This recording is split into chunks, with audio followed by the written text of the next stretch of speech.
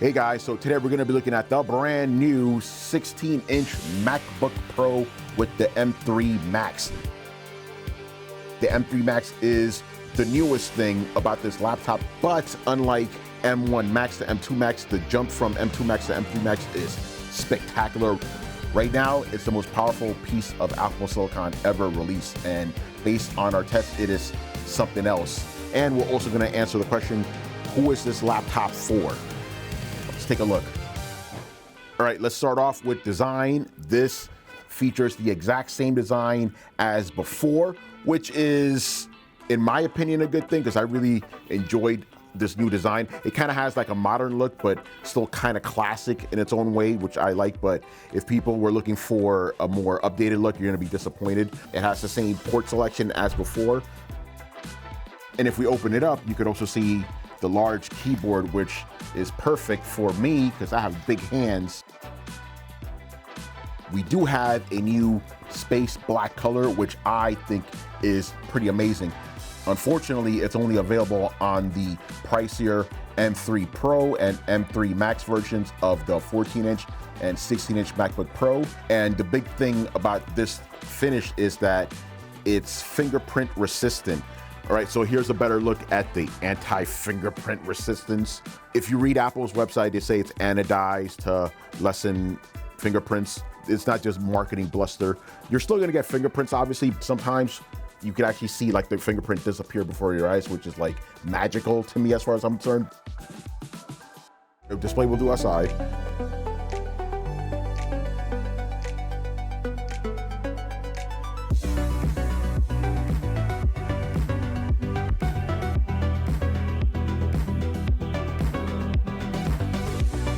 Let's talk about display. For the most part, the display features the same specs as before. The main difference is that in regular non-HDR brightness, you actually get around 600 nits of brightness, which is a lot brighter than the 500 nits of the last year's model. So if you're out in the park on a nice, bright, sunny day like today, you're gonna see a lot more clearer. All right, speaking about being out and about, we gotta talk about battery life, because obviously you don't want your laptop dying on you when you're trying to get work done on such a beautiful day like today. Last year's M2 Max, it lasted for pretty much 19 hours. I was very curious to see how long this would last. I'll say now it doesn't last as long, but you're not missing much. All right, let's get to the fun stuff. Performance, which is obviously the main draw this year since we have the brand new M3 chip. So this one obviously packs the M3 Max chip, which is quite frankly the most powerful chip we have tested over at Tom's Guide. For my work, which is just basic word processing, watching videos, the laptop didn't break a sweat at all. It was just chugging through everything, it was fine. But if you're a video editor or a gamer, this is the machine you want. This thing can just churn through projects, as we will now see. To help us talk about that, we have my friend Paul, who is our video editor, and you're gonna be seeing him in more videos. So Paul, you've seen the numbers when it comes to the rendering speeds of this M3 machine versus your M1 Max machine. And what do you think of the differences? The difference between the M1 Max to the M2 Max, it was good, but when we looked over the benchmarks coming to the M3 Max, that's when those numbers start to become really exciting because, as we found, it's almost twice as fast when it comes to your export times. An edit is going to take me maybe 15 or 30 minutes to export on this machine, but now I can get it down to 10, maybe 8 minutes. Those are the times when it starts to actually justify its price. Yeah, and I'm glad you say that because this will save you time and money. And right now, we're actually gonna run some tests to see just how fast this is in real time. Check it out. So we have both of these timelines set to export at 4K at the YouTube preset. So let's go ahead and see what results we can get. All right, let's go for it. All right, so right off the bat, we're seeing 4 minutes and 7 seconds versus, what is that, 14 minutes?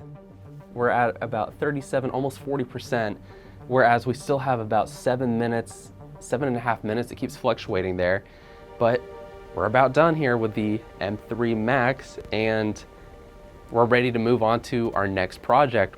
So a lot of the marketing in the last keynote was around gaming. What are your thoughts on that? Yeah, here's the interesting thing about it, right? Ever since the M series started coming out, Apple has been playing up the gaming capabilities of these machines, right? And it's always been, even though I applaud their efforts, it's always been somewhat disappointing.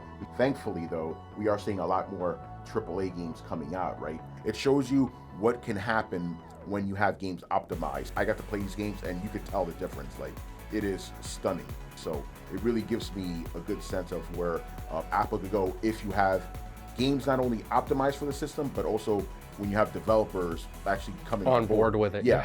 Another big buzzword from the presentation, dynamic caching. So what is that actually doing, and what kind of results are we actually getting out of that?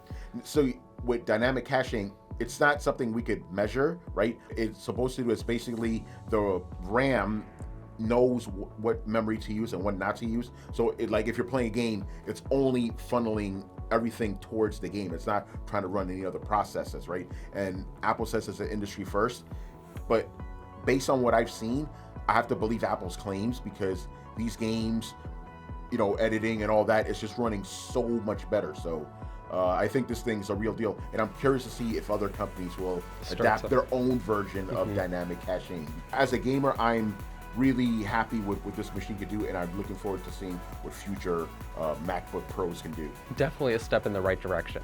So let's get into it. The verdict. Should you get the MacBook Pro 16-inch with the M3 Max processor? Answer is not so clear-cut, depending on the type of user you are. If you're a professional video editor who needs to crunch through 8K videos, or if you're a gamer that's very excited over the future of Mac gaming, you should consider this laptop. Yes, it is very expensive, even with a starting price of $34.99, which is still a lot of money. You may want to consider it if you need that raw horsepower. However, if you're more of a general user who just wants to use a laptop for general web browsing, watching videos, sending emails, all that good stuff, I would actually suggest the MacBook Pro 14-inch with the regular M3 processor. That'll get you through everything. Now, if you're more like me who likes to dabble in media and to play some games, I would actually suggest the MacBook Pro 14-inch or 16-inch with the M3 Pro chip. That chip is also very, very fast. I'm really happy that Apple has provided 3 different variations of these machines for people. Like right now, this is the laptop to beat. Sorry, Windows, you don't have anything comparable to this, at least not yet. This is an awesome laptop. This is incredible, guys. I can't hammer home how crazy powerful this is, so definitely consider buying it. And I know for me, it was a fun review to do because this machine is just so powerful.